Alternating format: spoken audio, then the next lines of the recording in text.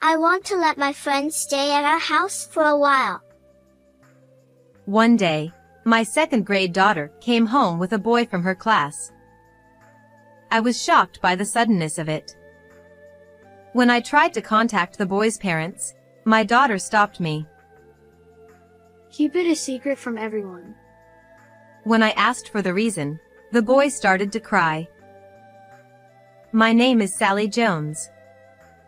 The time in my 20s flew by quickly, and before I knew it, I was in my 30s.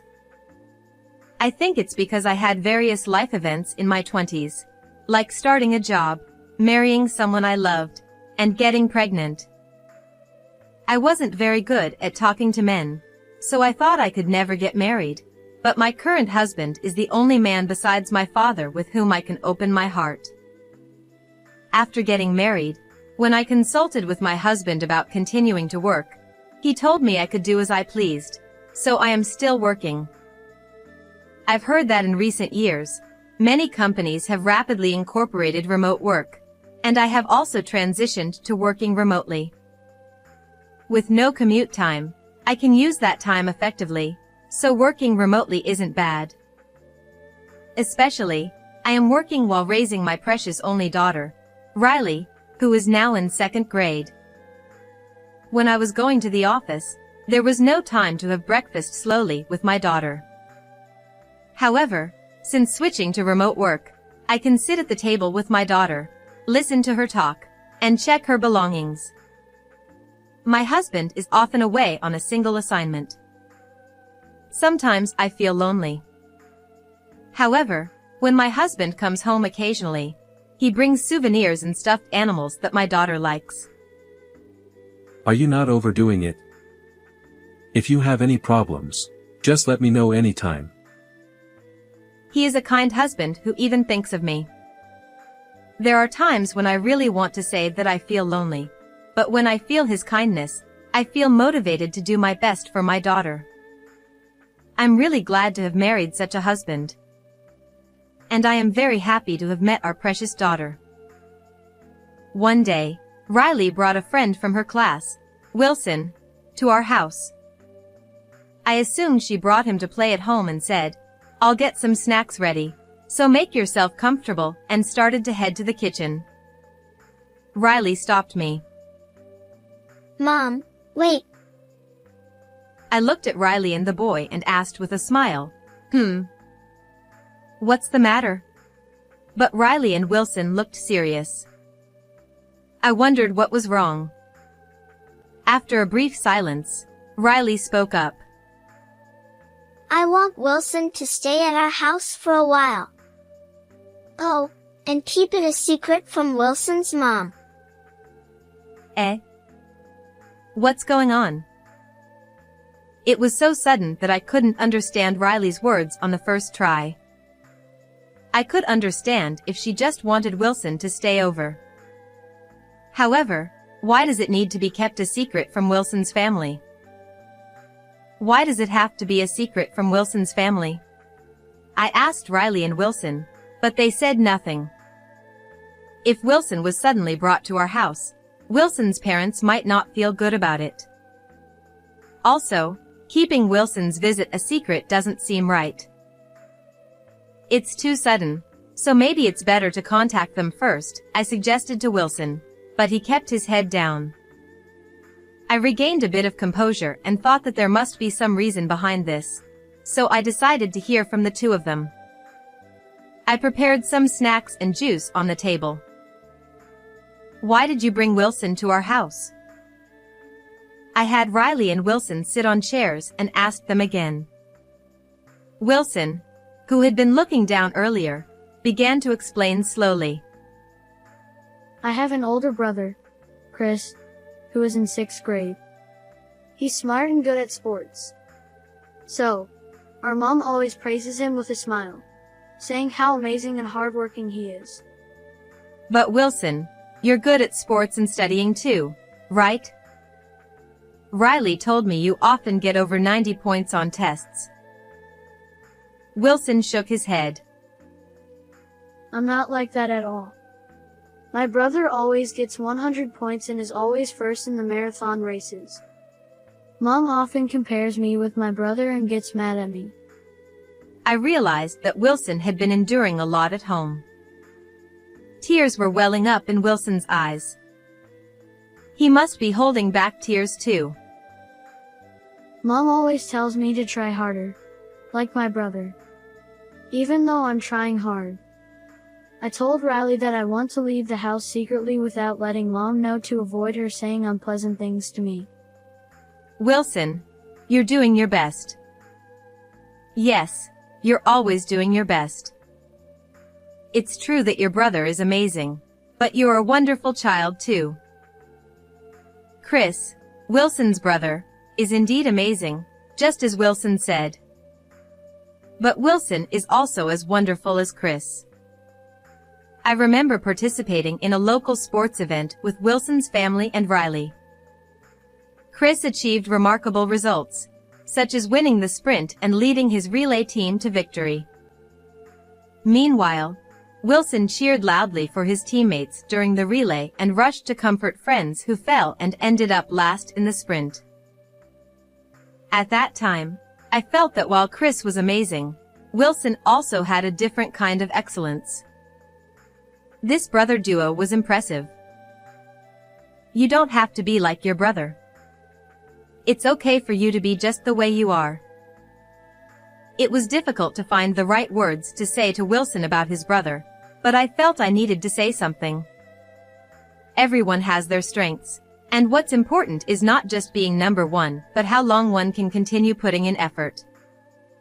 Wilson, who has been trying hard all along, is a strong child. But it's also not good to overdo it or endure too much. Why don't you take a little break from trying hard? It's okay to go at your own pace. I spoke to Wilson, who had sad eyes. Tears flowed quietly from Wilson's eyes. I thought it was best to contact Wilson's parents. After Wilson explained his situation, perhaps feeling a bit relieved, I decided to contact Wilson's mother after getting permission to do so. I tried to find her contact information from my phone history, but couldn't find it easily. I realized I hadn't talked to Wilson's mother for a while. I was thinking of inviting her for lunch when her work calmed down, as I enjoyed talking about whatever we wanted while eating delicious food together. Wilson's mother is a busy female doctor. Wilson had mentioned several times to Riley. Mom is working late again today. I feel lonely because we can't have dinner together. According to Riley, Wilson's mother has been busier recently and is spending less time at home. I nervously dialed her number on my phone, wondering if she would answer. Hello, it's been a while. Sorry, but I'm about to go into an emergency surgery. Wilson's mother, Imen, seemed to be busy today as well. Sorry to bother you when you're busy. Actually, Wilson is at our house right now. He wants to stay over. Is it okay if he stays here? I see, but I feel bad for Sally. Wilson is used to staying home alone, so can you ask him to go back? Wilson was shaking his head. Riley also said she's happy to play longer and do homework together if Wilson stays. Can he stay for today? We can discuss what to do in the future later. Okay, I understand. I'll wait for your call later. Please take care of Wilson. I ended the call. A few hours had passed since then. Wilson, who had initially looked sad, was now relaxing, enjoying the chocolate I prepared, and playing games with Riley. I decided to leave Wilson in Riley's care for now. While taking in the laundry, I overheard a conversation between Wilson and Riley. I was curious about what they were talking about. I quickly finished with the laundry and went closer to them without being noticed. Wilson was talking about his family. Mom is strict, but sometimes she plays card games with me. I love that time. My brother teaches me to study. Even when we fight, my brother always apologizes in the end. He's kind. That sounds fun. It seems like Wilson's mom would teach you some tricks at cards. And your brother is kind too. Yes. Mom also teaches me many things and is good at cooking. I love Mom's curry. It's the best in the world. Wow! It's that delicious. My mom is also good at cooking. Her omelets and hamburgers are the best. I heard this conversation. Wilson was suffering from his relationship with his family, especially his mother. However, from what Wilson said, I understood that he didn't hate his mother. Children always love their parents deep down. They want to be loved. Even though Wilson endures being scolded and compared, it's because he loves his mother so much. I couldn't keep Wilson at our house forever. So, I decided to have Wilson and Riley sit on chairs again. I pretended as if I hadn't heard their conversation and asked, "What does Wilson think about his mother and brother?" Wilson's expression froze just like when he first arrived. Well. Riley, staring at Wilson, waited as Wilson struggled for words. A few seconds of silence followed, and Riley's stomach growled. Mom, I'm hungry. Snacks aren't enough. Can you make curry? Just as I was about to say, all right, sure. My mom's curry is really delicious. My brother loves it too. Ah. Wilson blushed slightly, perhaps embarrassed to be talking about his mother in front of me. As I suspected, Wilson truly loves his mother. People often say that winning over a man's heart starts with his stomach, but I realized in that moment that winning over a child's heart through food is just as important. I thought that Wilson should talk to his mother again. He should express his feelings to her and tell her how much he loves her. Of course, he should tell his brother too. Wilson might feel embarrassed, but I strongly believed it was necessary. The sky outside had already turned dark. "Wilson, why don't you stay over tonight and go back home tomorrow? Try talking to your mom again, okay?" Wilson slowly nodded in agreement. The next day was a school holiday, so Wilson stayed at our house until around noon. In the evening, Riley and I took Wilson back home.